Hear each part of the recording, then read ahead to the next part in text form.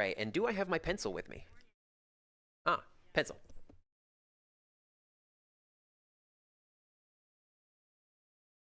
Forgot to get a pencil. Gonna need that. All right, so we have the crowd. Toki yanaleo, mi yankekansan, mi wilipana e sona pi Toki Pona.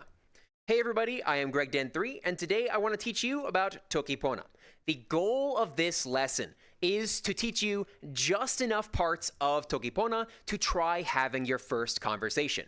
And so we will very quickly cover every important topic by working through a series of examples that work together, and they themselves form a conversation. And of course, we'll learn words and grammar along the way. For that matter, we'll be learning Sitsalin Pona, and I will show it up in just a moment.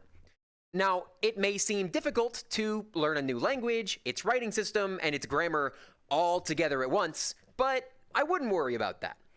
The symbols represent something about the word, so learning the word together with its meaning makes it all that much easier, right? Or, excuse me, learning the word, the symbol, and the meaning all together is that much easier because they're related to one another.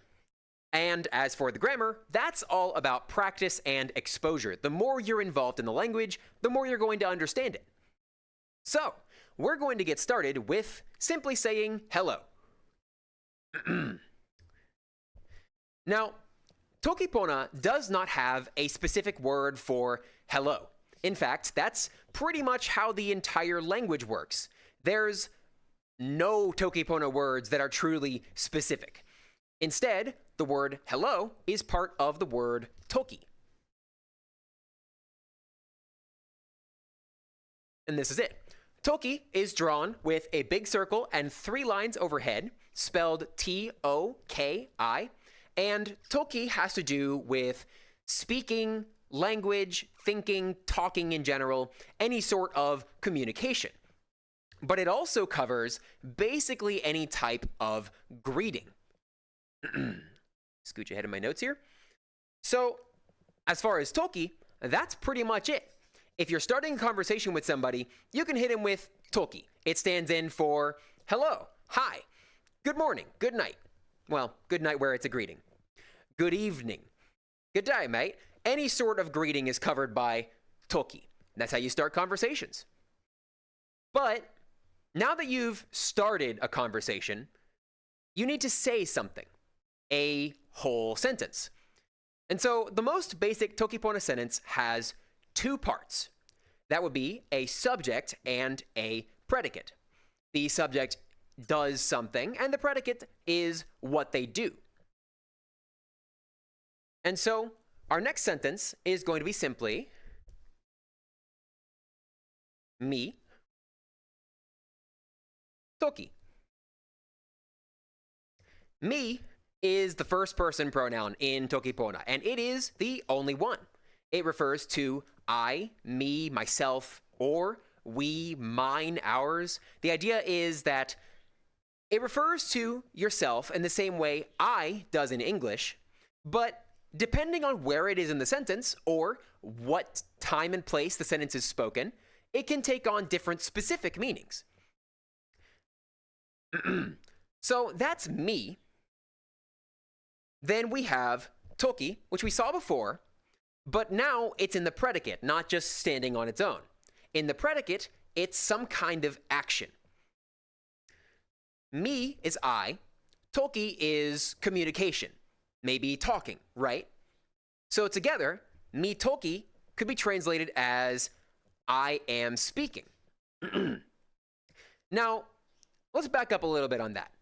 While Toki refers to talking, conversation, thinking, and language, it could be talking that happens right now, or a conversation from last week, or a speech I'm giving in a few months. The important thing is the specific word, or the specific thing a given word does mean depends on, again, where it is in the sentence and what's going on when the sentence is said. Right now, I, me, am speaking to you, and I'm talking about myself, what I'm doing. Me, Toki, I speak. And so that's the translation of the sentence. I am speaking, or I speak, or I talk. That being said, it could also be that the two of us were talking back and forth. In the context of the two of us talking back and forth, it could also be we are having a conversation. Again, it depends on context. And so we'll get more into that idea as we continue. Let me clear that.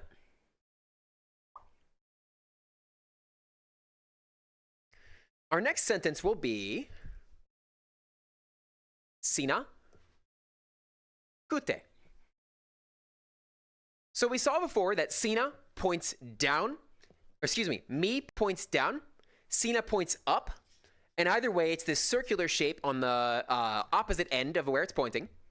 You can remember them by the shape of your hand. You'll note that Sina looks a lot like you are pointing upward, in this case, actually, with your right index finger. From the above, though, like that. And then me is like pointing toward yourself with your thumb. Let me draw that one again just for clarity's sake. Me is like pointing toward yourself with your, left thumb. There we go. Can't orient that quite the same way. I think you get the point. They're a bit like pointing with your hand. That's how you can remember those symbols. Then we have kute over here. Kute is pretty much just an abstract drawing of an ear. And the idea is it has to do with hearing or listening. So, Sina, that's your second person pronoun, refers to you or y'all or yours, yourself. Kute, to hear or listen. Now, kute can also refer to the ears, as in the object, the part of your head. But kute here is in the predicate. That's where actions go. And so we have a pretty good guess that kute is actually referring to listening or hearing rather than ears. Not that it couldn't do so, but we have a pretty good idea that this is hearing or listening. And remember again that this is in the context of me speaking to you. Remember, me, Toki. So now this sentence, Sina is you, kute is to listen or hear. Together, you are listening. Sina kute.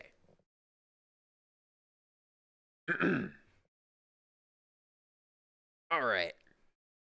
So, what if we wanted to clarify that sentence? Obviously, Sina kute is literally true, but you're not just literally listening. You are also listening to something. So our next sentence will be Sina kute e mi. Sina kute e mi. So we now know all of these words besides e. Sina, you, kute, to hear or listen, and mi, I, me, we. E here indicates an object. So now we have another part of the sentence to deal with. And this entire sentence is nearly the same as the previous, but with this object, you can think of it as describing something to act on, change, or interact with. The object marker e shows that the subject, Sina or you, does something to the object, me. And that something is kute. Now that's a bit of a roundabout way to say Sina kute e mi. You listen to me, or you hear me. Now hopefully that follows. Objects are, of course, very, very important. They're critical in describing not just yourself, but your relationship to the world. You can see how that might be important in a conversation. Now, we'll get on to another example with e very shortly, but I'd like to take a quick detour to probably the single most important thing about conversations, especially in Toki Pona, and that is questions. So let me clear this.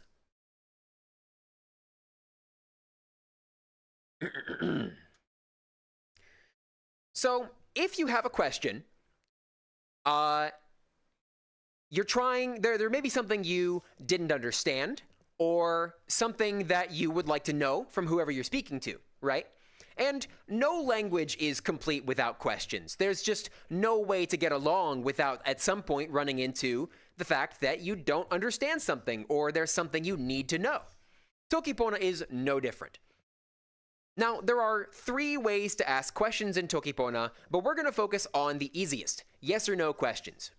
And to ask a yes or no question, you will double the first word of the predicate, then put ala between them.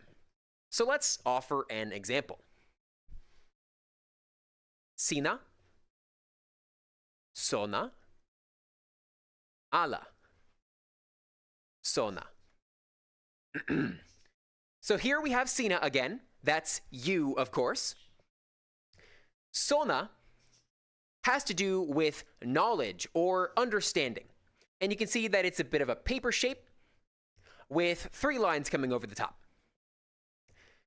Sona having to do with knowledge means that if we were looking at just the sentence, Sida sona, that would be you understand or you know. Or more informally, you get it, you follow. Sina sona, you understand. But then the rest of the sentence. Ala here is just telling us this is a question. More broadly, it refers to, it says that the previous word or phrase is negated. So it can mean no, it can mean not, none, or nothing. Here, it's kind of telling us, hey, there are 2 options here. Sina sona, ala sona is more literally, you know, not know. Or stated more aptly, do you understand? I want to harp on this first word of the predicate thing. When you're asking a question, it is always the first word of the predicate that gets doubled. Now, we're not going to get more complicated on that for now. You can get by with just one word that you're asking a question about. But it is always this first word of the predicate. And the questions build in their own answers. So if you wanted to answer yes to sina sona ala sona, you would say sona. That is, you would say, I understand, or got it. Or if you wanted to say no, you would say ala, or maybe sona ala. Ala, in this context, means no. No, I don't understand. No, I don't get it. Or sona ala means the same thing, but ala is negating, saying it's not the previous thing. Sona ala, I don't know. We'll work through one more questions example very quickly, just to kind of drive this point home. This is breaking out of the conversation example, but this is an important thing. So,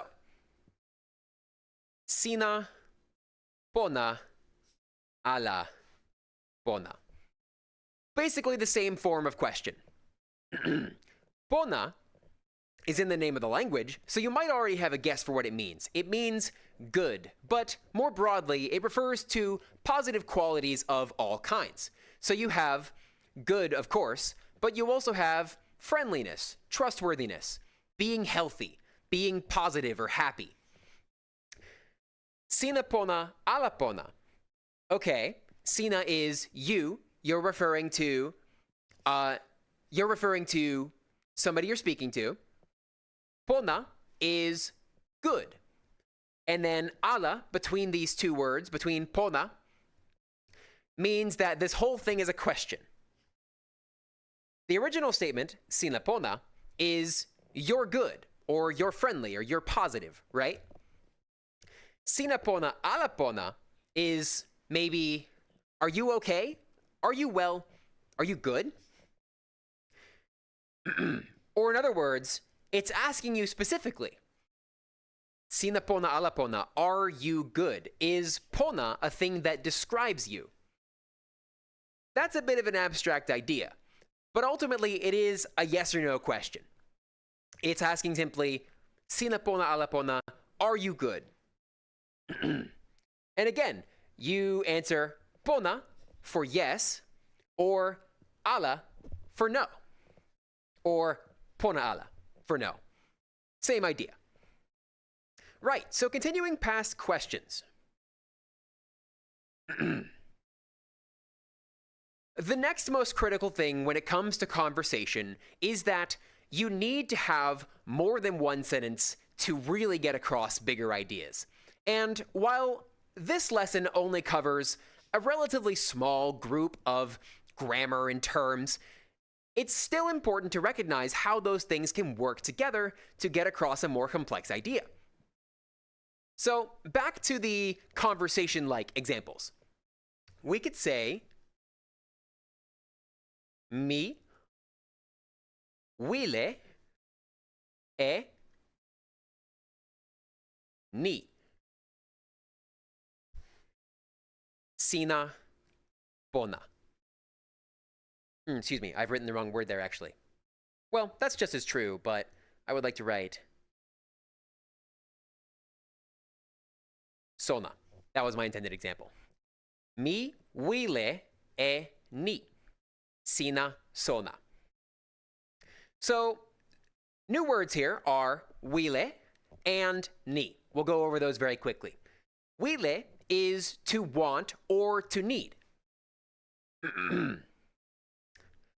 So, if it's here in the predicate, it is talking about what the subject wants, what they need, what they require or wish for, right? Mi wile is literally I want. Then we have an object, e ni. Ni is like this or that. It refers to something else. Literally, point it out. Oh, that. Or down here, this. In this context, though, there are actually two sentences. And so ni refers to the coming sentence. And this is critical. Because if we look at these sentences on their own, they don't mean the same thing quite as both sentences together. Let me explain what I mean. Mi wile e ni. Remember, wile is to want or need, and ni is this or that. So, mi wile e ni on its own would be something like, I want this or I want that, right? I need this, I need that. And that's pretty straightforward. But sina sona, well, that's a literal statement. Sina is you, sona is to understand or know. So together, sina sona, you understand, you know, you get it, right? And we saw that before. But then we have the two of these together, which tells us that this second sentence isn't a statement of fact. It's actually a wish, a want, a wile. Let me explain. The first sentence, mi wile e ni, refers to the second, sina sona. And so we're saying, I want this, and this is sina sona, you understand. The literal interpretation is, I want this, you understand. But the apt English interpretation would be, I want you to understand. One idea altogether. Now, in English, we can very easily put together multiple related ideas in a single sentence. You can do that in Toki Pona, but as I've shown, it's a little more abstract because the sentence in English, I want you to understand, that's a couple moving parts compared to what we have in Toki Pona, two full sentences, right? But the thing is, if you wanted to try and do the same thing in Toki Pona, you end up with fairly long run-on sentences that are really hard to understand.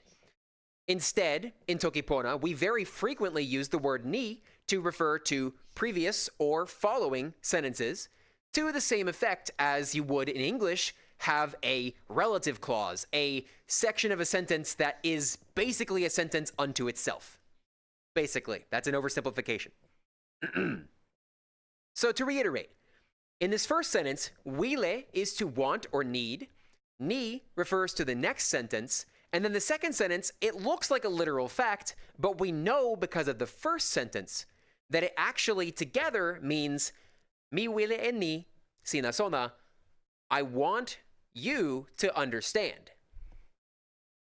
And again, it's the relationship between these two sentences that is so important in understanding. If you didn't have that extra context built into the relationship between these two sentences, you wouldn't be able to follow. That's something to keep in mind when you're studying on your own.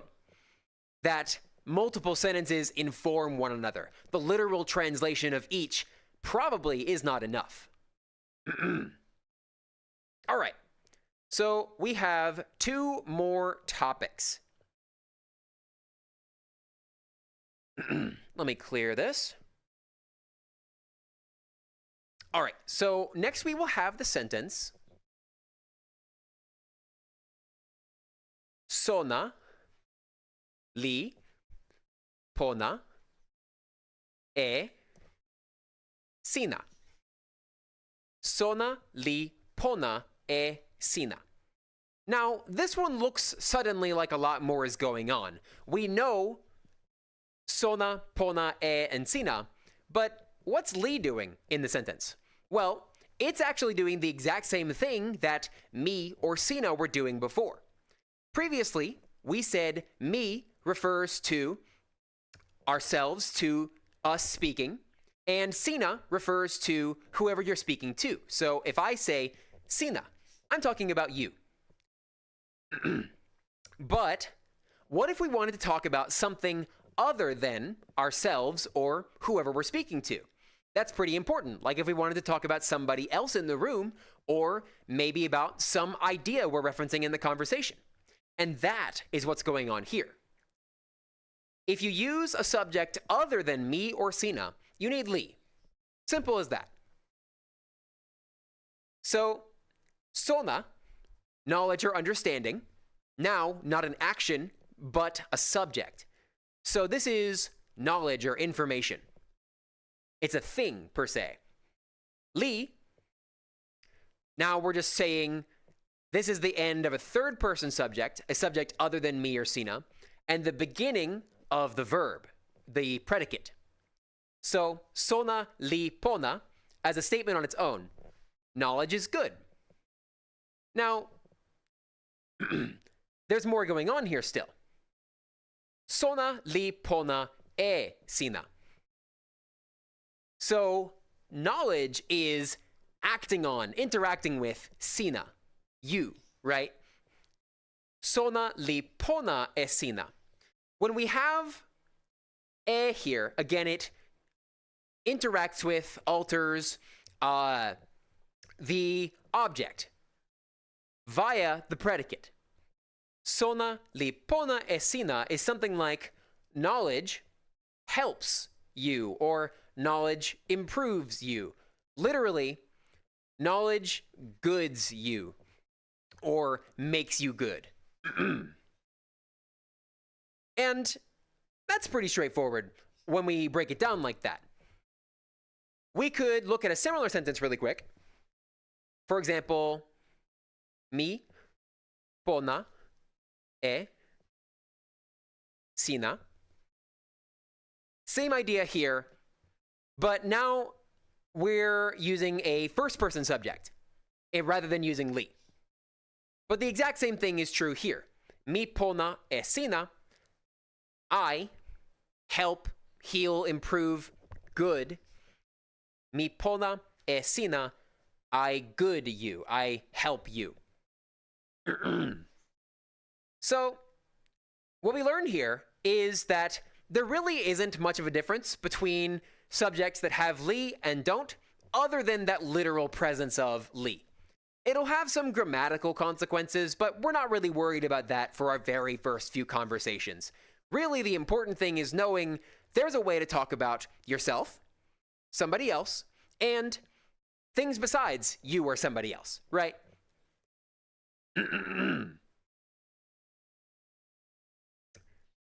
So let me clear that, because we have exactly one more topic, and then I will do an example or two to follow on, and we will go to questions and answers.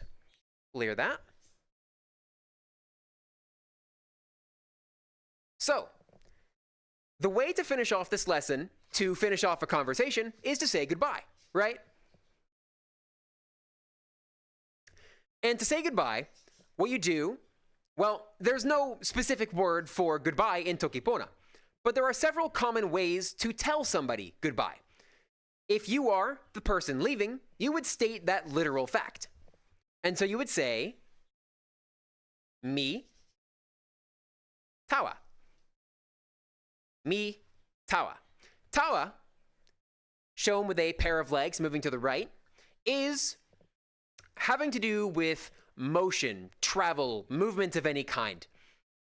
So we've seen this type of sentence before. This is just somebody talking about themselves. Mi tawa is I go, I move, or I leave.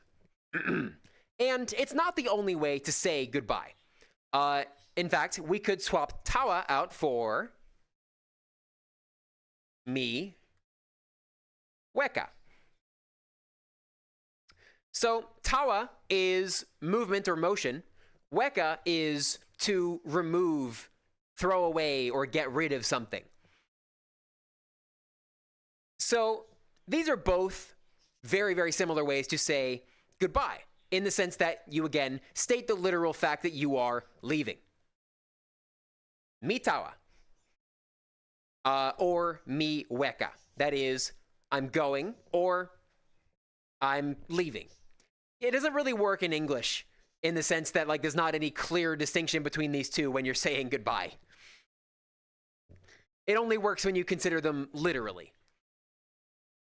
But I do need to back up a little bit, because there's more to saying goodbye than just being the person leaving and then walking out of the room. There's also, for those who are staying, how you might tell them goodbye, or tell the person leaving goodbye. If you are telling the person leaving goodbye, that generally comes out as a well wish. Somebody, you're telling them what you want for them. Let me explain. With tawa pona. Let me step over here. So now this is no longer a complete sentence. Tawa pona is actually a little bit familiar to when we said Toki all the way at the start. You just say it directly. It's an interjection. Tawa has to do with movement, as I said, and Pona is good, positive, pleasant, helpful, right? Tawa Pona together is go well, move well, or be good as you leave. And you can do this with basically any action, any verb in Toki Pona. So if, for example, you as the person leaving are telling everybody to have fun as they play a game, and you're exiting from the game, you might say to them, Musi Pona. Musi, drawn with this sort of rosy-cheeked smile shape, is fun, games, entertainment. And so, as a verb of sorts, it is to play.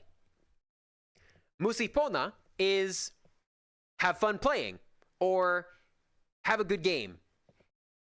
Again, the idea of goodbye in this context isn't literally stated. There's no dedicated word for it. But you can still express the idea of goodbye in this precise vein. You can tell somebody, hey, have a good time, I'm headed out. Not literally using the word goodbye, but stating the fact of what's going on and what you want for who you're speaking to. So again, tawa pona, have a good trip. Musi pona, have a good game. And we can go back to weka over here. Weka pona. Have fun as you go away.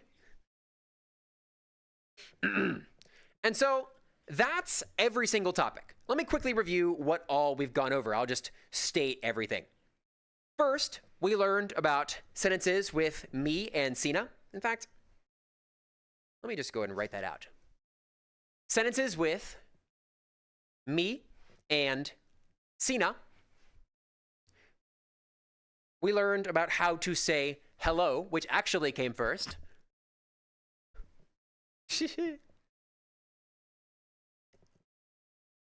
We learned about objects and how we can use objects to interact with the world, not just describe ourselves or who we're speaking to, but what we do to other things. And that uses the word e. We learned about yes or no questions so that we can clarify things or make sure that whoever we're speaking to understands what we're talking about. And the version we learned today was using ala and doubling the first word of the predicate. I'll just restate it as sina, sona, ala, sona. We learned about how two sentences can relate to one another, in this context with the word ni. We learned about how to use li to refer to things other than ourselves or whoever we're speaking to. And lastly, we learned about how to say goodbye. Tawa Pona and Musipona as examples, not the only ways to do so. So, altogether, while this is certainly a very quick overview, it is nonetheless a very broad overview, right? The idea is these components of the language are absolutely critical to having a conversation. I actually spent quite a while on this and couldn't really think of any part that you could take out from this list without it breaking something about your first conversation. Ultimately, you need to be able to say hi and goodbye. You need to be able to talk about yourself and somebody else. You need to be able to talk about the things around you and also what those things can do. You need to be able to relate two sentences together with ni, and you really, really need to be able to ask questions. Trust me, if you're ever unsure, ask questions. And so, finally, we have the test of this lesson. I'm going to write out all of the sentences we've gone over, or at least those were part of the conversation, as it were, and you try to follow along. So let me clear this. Let me go up to my notes. We will start with Toki. And then me, Toki.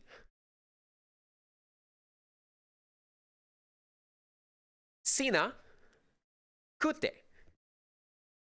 Sina, kute, e mi.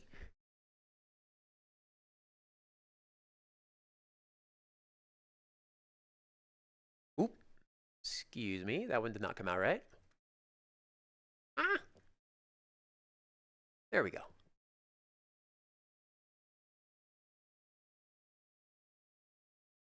Sina, sona, ala. Sona.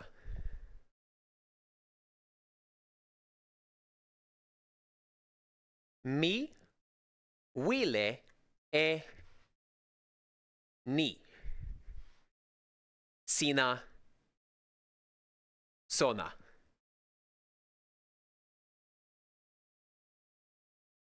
Sona, li, pona, e,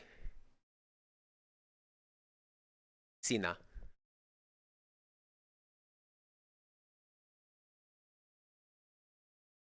Mitawa.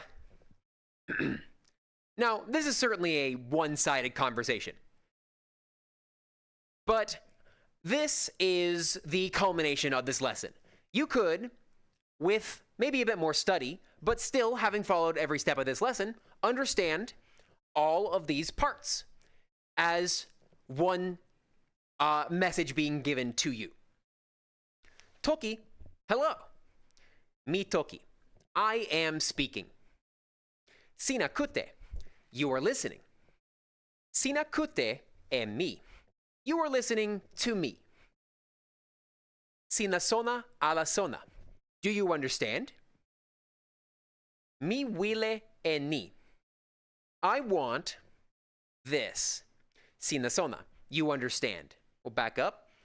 Mi wile e ni, sina sona, I want you to understand. Sona li pona e sina.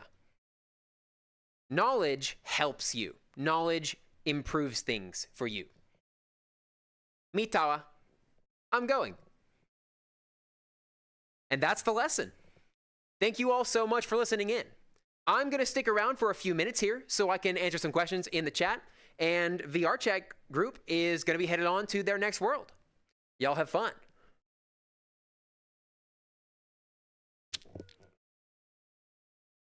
All right, let me clear that. And let me have a look at the chat. Heck yeah. That's the nice thing about having a clock directly visible in the world.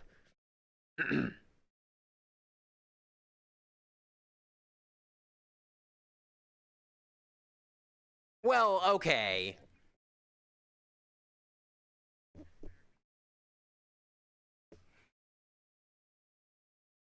Oh, thank you all so much.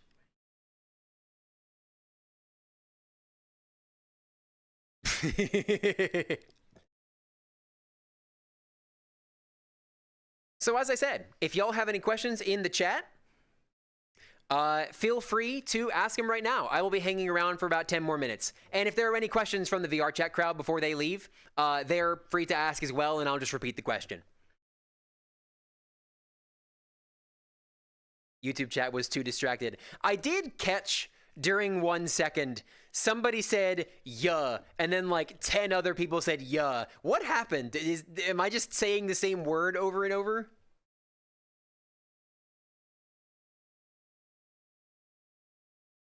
Ah.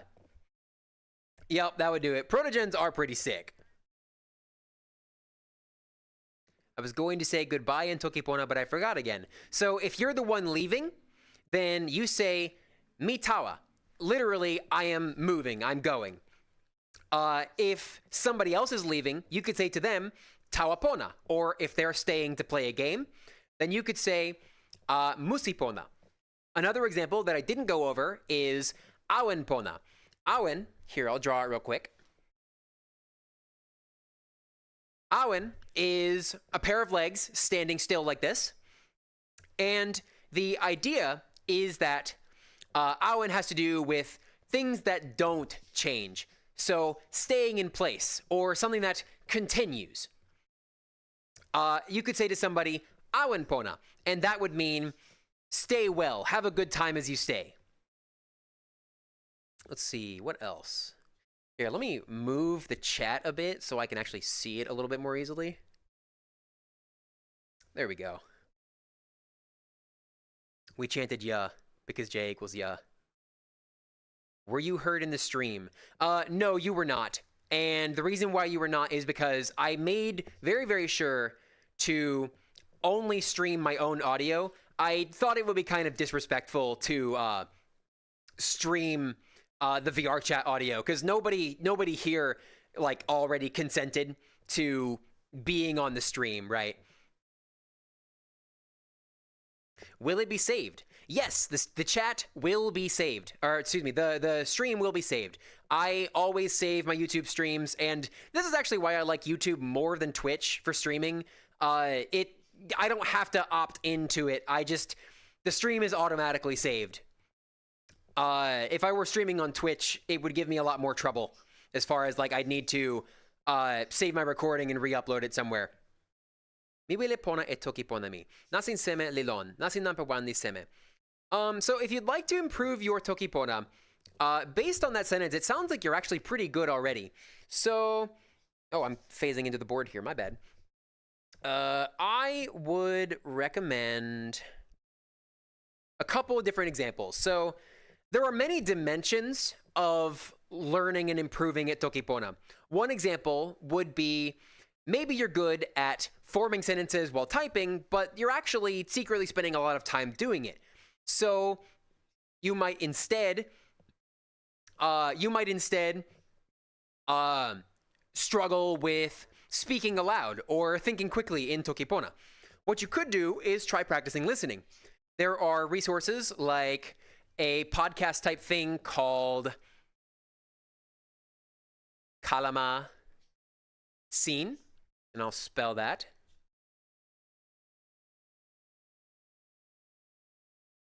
Where you can listen to lots of speakers.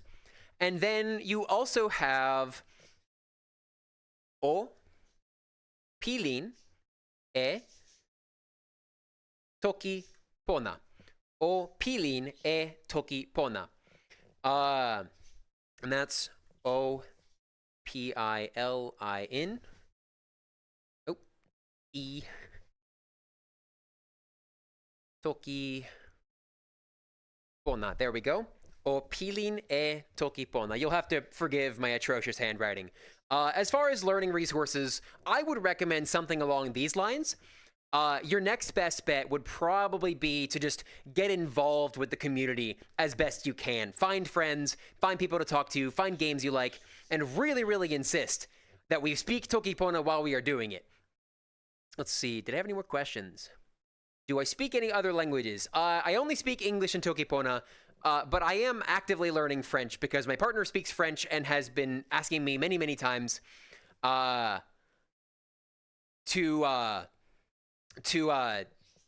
learn Toki Pona with them. Or excuse me, to learn French with them. What am I saying? What is going on?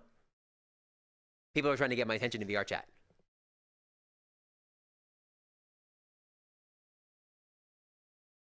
I can't see your chat because it's... Oh, y'all did the group photo. That is okay. I will do the thing where I take a transparent picture of myself and then have it photoshopped in. It'll be sick. I thought you spoke Esperanto. I do not speak Esperanto. That's super, super funny, though. The one video I did is literally all of the Esperanto I know. In fact, I could still recant all the Esperanto I said in that video. Saluton al tiui. Mia nomo estas Gregdano Tri. Mi volas instrui Esperanton. That's literally the only Esperanto I really learned because it's how I introduce my videos in Toki Pona, and I thought that was super funny. Yeah, that's true. I also learned Herbevitisto. Somebody in VR chat pointed that out.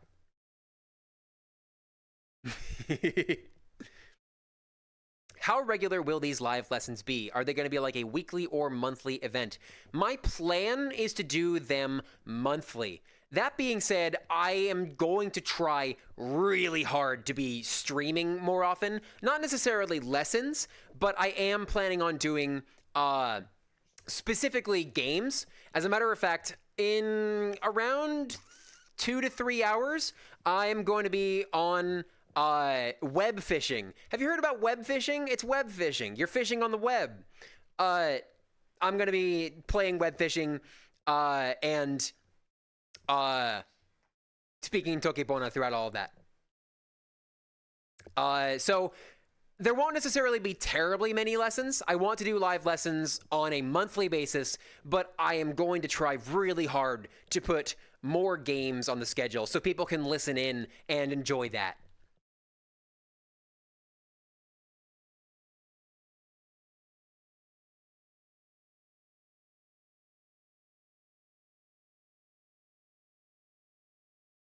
Ah, sin la Pona.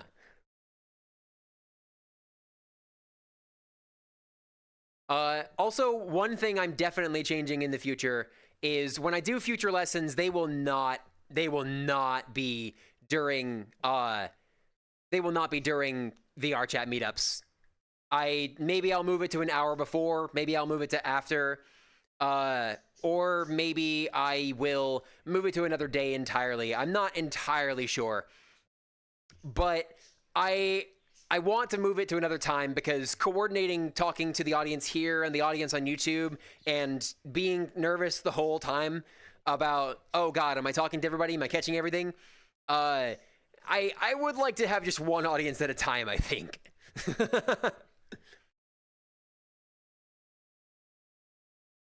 Titelen pana sina pi toki pona taso li pona mute a tawani. Sina wile or mi wile kute e toki pona. Sina pona tan pali moon. Sina pona tan pali muno. Ah, sina pona. Isn't there a word for raccoon or something? Yes, there is. And I will admit right now that I don't think I could draw it without having a reference image because I don't really use the word. Go for it. If you want to draw it, go for it. The entire board is on my stream view. But yes, that word is Kietasan Takalu.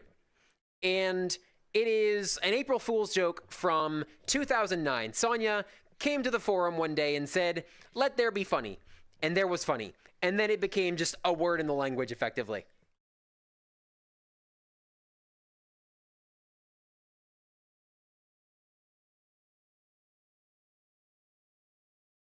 Yeah, it's a little guy.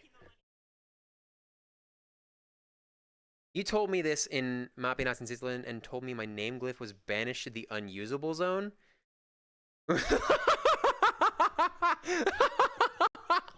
Yeah, so, okay. I am not very good at remembering complicated glyphs. I'm terribly sorry about that. That was probably kind of mean, thinking about it that way, but I'm not very good at remembering complicated glyphs, and the more strokes are in a glyph in the first place, the harder it is for me to simply write, even if I can remember it. So, like, if you make a name glyph and it's got a lot of bits and pieces in it, I'm not gonna follow. I'm terribly sorry. I only learned how to reliably spell that yesterday. Yeah.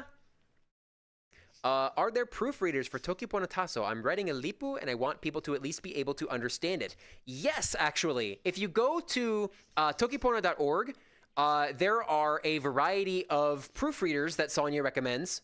I guess she calls them freelancers. I'm actually one of those freelancers. Frankly, I'll admit that I don't have terribly much time, but nobody has reached out to me about it, so it's not that big of a deal. But yeah, there are proofreaders. If you are framing it as like something you want to produce professionally, like to publish, I would recommend talking to one or even two of the freelancers. If you're like still learning Tokipona, you could probably just go to the Kamasona Discord server, the learning Discord server. In which case, plenty of the teachers there will be happy to correct little things about your writing. Who was that? That was Pipi Kawapi. Pipi Kawapi came in and wrote for me because I can't draw that. I don't know how to draw that. I'm goober. Need Pipi Kawapi. They can't hear you. They can only hear my mic. Sorry. Let's see. I only learned how to reliably spell that yesterday. Tokia, Yankekan-san. I'm a beginner in Tokipona, so I can't speak much yet, but still listening with you. Heck yeah, thank you so much. It makes me feel so good that people can learn from these lessons and pick things up and figure things out. Like, it's very, very satisfying. I honestly, my single biggest complaint with like my output is that I haven't put out enough. I guess I'll throw in my same request from before. If you or somebody you know is a decent editor and would like to help me out, I would happily pay for like some pretty basic editing that I just don't ever get around to doing myself. I have a pile of lessons in my backlog that I would really, really like to get out that I just haven't put forth the time to do. I have all these ideas and I can write and I can speak. But when it comes to making videos, like, it's such a slog. It's not that I can't do it. It just takes so long. Me and my mom watch your videos because I'm helping her learn a language I love. Thank you for your videos. Oh, that's so cute. Genuinely, that's adorable. That's adorable. You're actually not the only person to tell me exactly that. I've had a surprising number of people be like, yeah, I'm teaching Toki Pona to my partner because of you. Or I'm teaching like my grandmother or tons of other people in their lives. Even as an intermediate to advanced speaker, I still get a lot out of these lessons. It is always good to refresh myself on the basics. Oh, that is absolutely true. Especially if you're like not super involved with the community, refreshing yourself with the basics is super, super nice because you always want to have that good foundation. I kind of think of it in terms of running, actually. I run fairly often, or I try to. And one of the first things they try to impress on you when it comes to running is that the majority of your running will not at all be at your race pace. It won't even be at a very high pace. You're going to be running pretty long distances at a very low pace, and they call it base building. The idea is almost exactly the same as any sort of skill building. It's the most fundamentally basic things about your skill, and you just do it over and over. And for long periods of time. You keep track of the stuff you absolutely need to keep going. Let's see. I want to learn it as a secret language with a friend. I love that. I've used it that way with my partner, actually. If somebody practices for an hour a day, when could you expect them to reach a level where they could have a somewhat detailed conversation in Toki Pona? That's a hard question to answer. It depends on how they're practicing, what they're doing exactly. If you spend an hour a day very dedicated to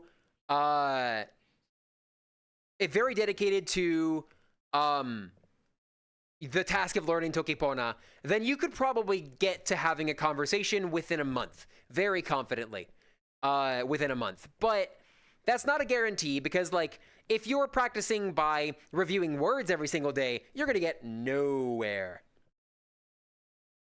I would recommend being very, very persistent in listening to Toki Pona, even if you don't get it yet. Like that course I recommended before, which I have since erased, Opilin et Toki Pona, it is excellent.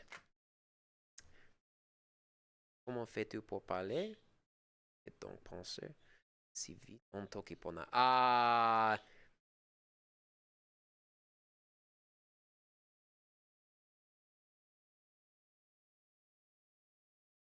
How do you speak? Think? How do you speak and think in Toki Pona? My French is not that good yet. I'm sorry. I'm very much at the point where like easily 50% of words in a sentence are not things I understand. I've only been learning for a couple of weeks. And there are lots of baby sentences I get and lots of words that I picked out of what you said, but I don't get it. Sorry. What did you ask? How do you speak and think so fast? Oh, so I wasn't that far off from what you said. Man, lots of practice. Lots and lots of practice. Hang on, let me quickly answer, because people are talking about the board. What is written on the board? I can't tell. Sonapinimi tan? Tan? Onelilon poki, sona. Sonapinimi la, titelen ni o lon, yan o pona enia. Ni lilon. So what's on the board?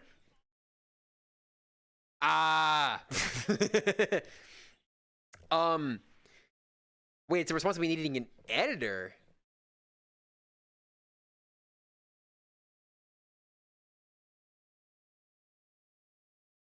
Oh, this is true. Yeah. Yeah, it is. The cut of the law thing. Yeah. So what's going on there is I have a lesson that I've recorded separately twice now about the word la, and I want to get that video out, but I have failed to do so thus far because I can't just sit down and edit it because I don't have I don't know, I don't have any form of executive function. So it says Sona pinimi la sitale ni olon. Like, the video about la needs to exist. Let's see. So there was the question, how do I speak and think so fast? I did not get to speaking and thinking so quickly for a very long time. When I started in Toki Pona, I would say it took me around a month to be able to really follow along with like text chats. And then 2 months before I could like participate in the conversation. And I was taking things relatively slow. But I wasn't like good at Toki Pona until I got to the VR chat community, where I suddenly had way, way more opportunity to practice speaking and writing. Like, the pens are everywhere. Hang on. These pens, these air pens, favorite way to write Cital and Pona, bar none. They're so much fun. It's so much easier to make things dynamic when I have literally any dimensional space to write in. By the way, I'm not writing on the board. I'm hovering over the board and writing on it. Here, let me see if I can demonstrate that. I'll write a circle through the Toki. I don't know how that's going to come out on the stream view. You have more executive function than the rest of the community combined, my star guy. Okay, be that as it may, it is not enough. Also, just as context, I've kind of abandoned moderating Mapona and also dealing with Linku right now because I'm focusing on authorship for Ilomuni and the Toki Pona, like, what is Toki Pona video I've been working on for so long. I have to prioritize things and try writing in front of myself. Oh, that's a great point. Let's see if I can draw a mustache over my face. How did I do?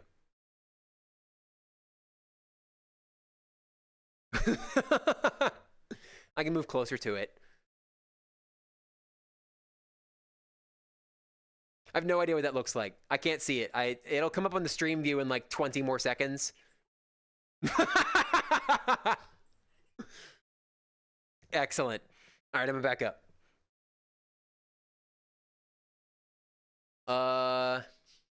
Wawa, sina pona. You don't want Lee there. Yapio. Sina wila ara enimi Lee lon toki sina. So what you're...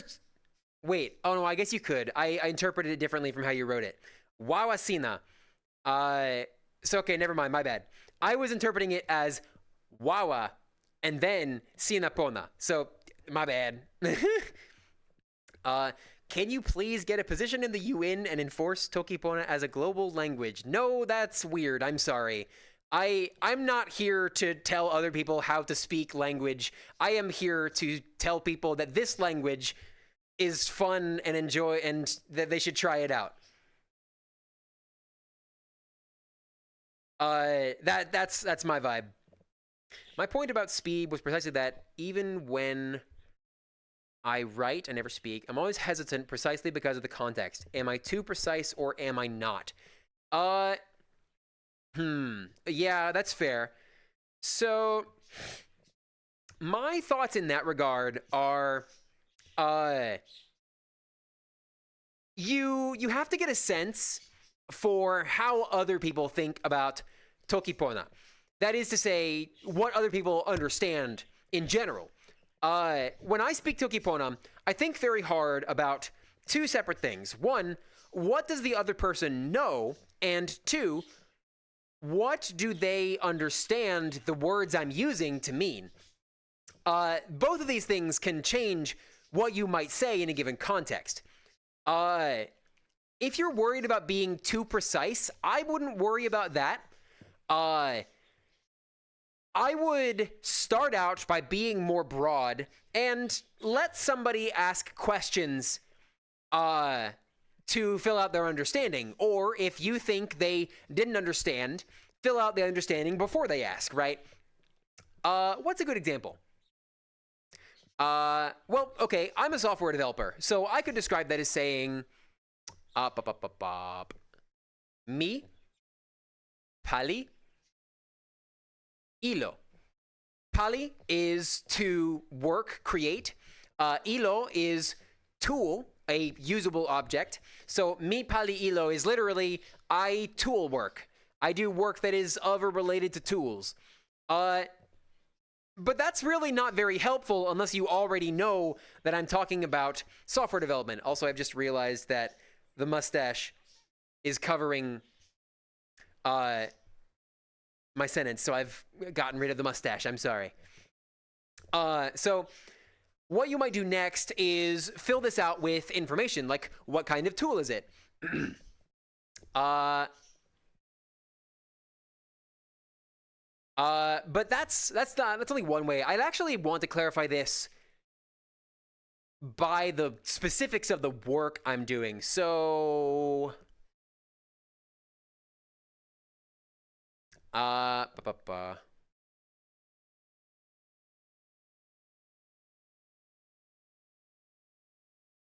mi pali e toki ilo li pana e ona tawa ilo la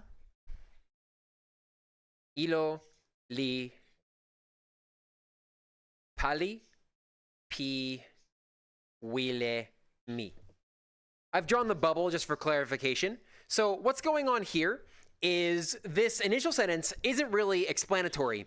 And the thing I've chosen to detail is what pali means in this original sentence. Pali ilo, I guess, as a whole. Mi pali e toki ilo. I create tool speech. Li pana e ona tawa ilo. I give it to tools.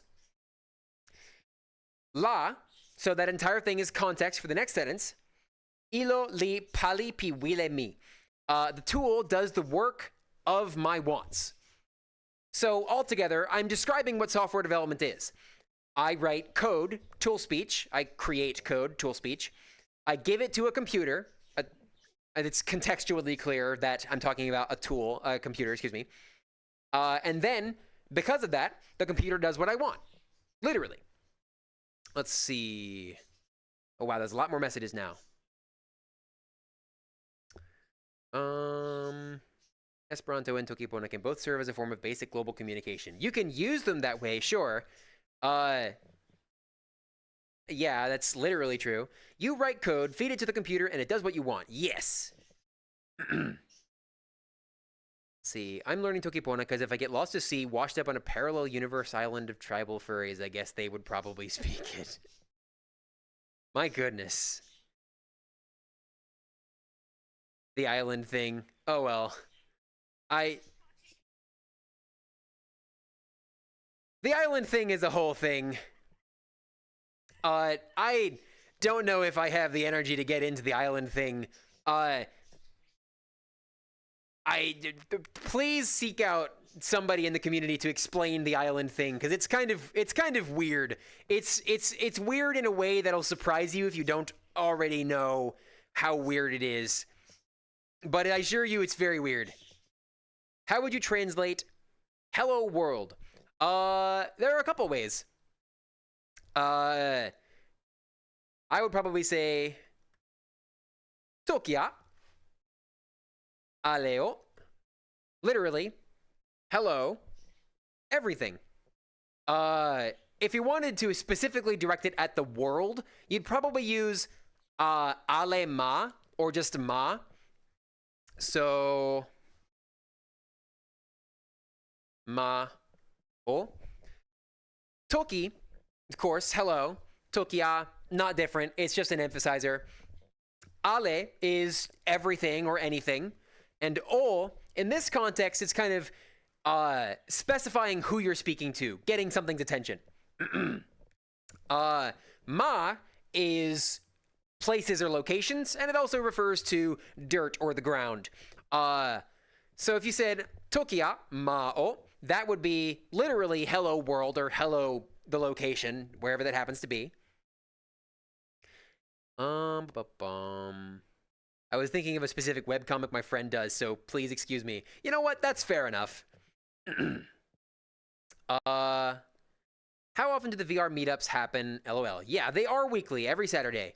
There are also these days actually a fair number more meetups that happen. We tend to have meetups also on Wednesdays and sometimes other days of the week. Those are not like formal meetups per se, but they, you know, we'll have smaller groups of like maybe 10 tops, and we'll check out a couple of worlds. It's not like a big presentation going on. It's more of a group of friends, and there's more Toki Pona at those generally. Let's see. Why the O after the ale?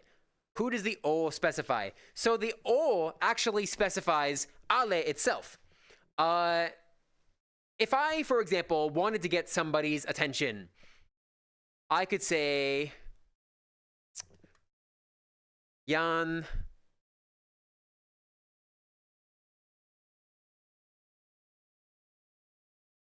Tessie O. O there is kind of like saying, hey, or like just like literally getting somebody's attention. That's probably the most clear way to refer to it in this context. It refers back to the prior subject. So here the prior subject is ale. We're literally saying that this statement is addressed to ale, or in the case of ma, it's addressed to ma.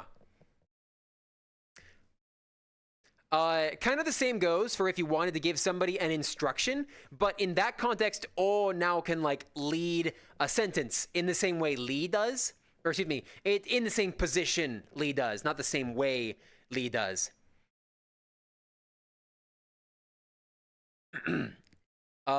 So let me clear all that. You could say Opona or ale o Pona, or separately ale o Sinapona. And all of these are a little different. They get at the different functions of O. So to briefly go over them, O indicates that something is an instruction if it's taking the place of Li. It does not require a subject, in which case it's kind of like implicitly saying Sina. It can be a little different from time to time, but mostly it's implying Sina. It's implying whoever you're speaking to. Opona is be good, be okay, be healthy, be friendly. Opona. Sina Opona is very, very similar. Ale Opona. Now we have a subject. That subject is still the target of the instruction. So, Ale Opona, everything, everyone, be good. And then we have, separately, Ale o Sinapona. So, Ale o first gets the attention of Ale. It tells us who we're speaking to. And presumably they are now listening. And then, Sinapona, you're good. So, hey everyone, you're amazing. Can be an imperative. I must say, I was not a great fan of the Cetilin until today. I think you opened up my mind on that topic. Heck yeah. I really, really love Cetilin Pona. I do have a couple of little complaints about it from time to time. I don't like drawing Weka because I have to pick up my pen so many times to do that. And I don't like drawing... Huh? What'd you say? Yeah. I don't like drawing Yellow for the exact same reason, but even worse. But yeah, Suno really is the problem here. Yellow's not that bad. The Trongle is not that bad. It's Suno. Suno really is the problem there. But that's like the glyph is still perfectly apt in the sense that like it suits what you're using it for. Lily and Suli bother me a little bit. Oh, do I need a moderator? What's going on?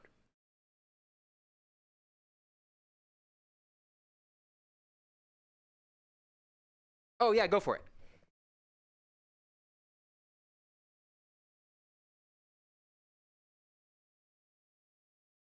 You're good.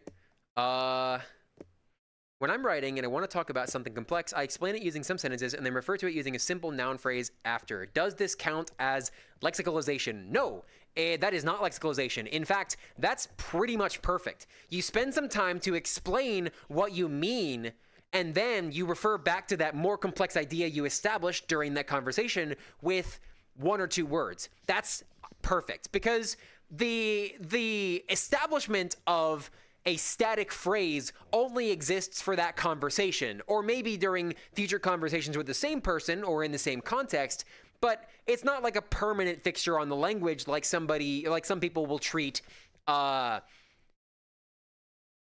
Nasa, for example.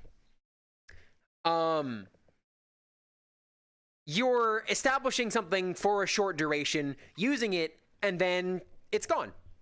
It's perfectly fine to use that. Lily and Suli bother me a little bit. Okay. I don't understand. Because those are fine to me. I think they're lovely. They're so easy to write. I guess if you were packing Sita and Pona together, that might be a little confusing. But what I generally do, I could say Semela, Sina, Lili, Ni. Semela, Sina, Lili, Ni. Literally. How are you this small? Well, you get my point. Lili there has plenty of space around it. That's perfect. That's how you make it more comfortable. That's really all I have to say on that matter. Moon Kekan-san, please, what is your opinion on Peter Griffin? Why? The death pose is funny. One time somebody drew fan art of my star guy in the Peter Griffin death pose, the Family Guy death pose, whatever, and it took me literally 3 months to realize it. Like, I happened across the fan art again many, many months later and was like, oh my god, it's in the Family Guy death pose. I didn't know. I make my Suli more open on the top. Yeah, I do that too. Some people will draw it as just a big V. I draw it with a bit of curve. It's more comfortable to me that way, but it's not really, like, materially different. Sita lang Pona or kepakan ala linya mute. Orde nila mi pirinike. So I've had several people now tell me that I should just sit down and practice writing kanji for hours every day and then come back to Sita and Pona and complain.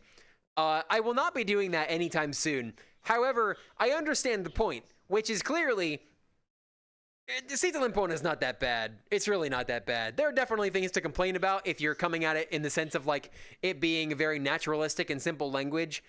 But I don't know. It's not a problem. It's just like a minor speed bump.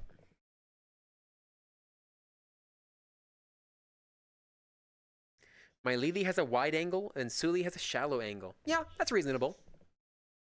All right, so I have now been here for 30 minutes over what I expected to be, just about. I'm going to go ahead and close up the stream, but I want to say thank you all so much for popping up. Like I said, the plan is to have these lessons about once a month. I need time to write them. I need time to put them together. It takes some effort. Although I will ask, if y'all want to see rehashes of lessons but still done live, I would be happy to do that. Just let me know. I have this, like, default assumption that I don't want to do rehashes of lessons because people have seen them before, but maybe it would still be fine. In which case, I have plenty of stuff I've already written that I could just do again. So that's one option. The other thing is, I'm going to be trying way, way harder to game more often, to stream games more often, in which case there will be tons and tons more listening material if listening to live stream games is your thing. I'll try to make it interesting. For that matter, I kind of want to, like, do editing streams as, like, pressure to edit. Something to that effect. See, people do like refreshers. Yep, fair enough. Other notes for everyone here. So this is not even close to the limit of my material. If you are interested in learning more Toki Pona, there's tons of other resources. I will throw those out in the description when I get back to my desktop. I'm in VR right now, so there's Opili ne Toki Pona, there's Kalamasin, there's Lessons by Sovelitessa, there's a series called Liposona Pona, bit on the older side, but still quite good. Really, the important thing is getting a large range of different things that you can study. And of course, I have my own site, moon.la, where there's lots and lots of resources. You can hear me rattle off tons and tons of things. Let's see. What games do you plan to play? I still have to finish Rain World. And I want to play Hypnospace Outlaw. And tonight, I'm going to go play Web Fishing because it's a whole vibe. It's a good little game. More streams, please. Don't care what they're about. Fair enough. Cool. Then I will do that. Once again, thank you all so much for coming. I'm going to go ahead and close up the stream now.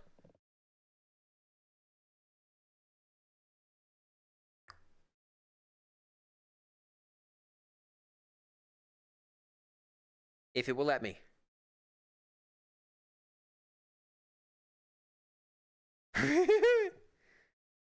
Sick. All right.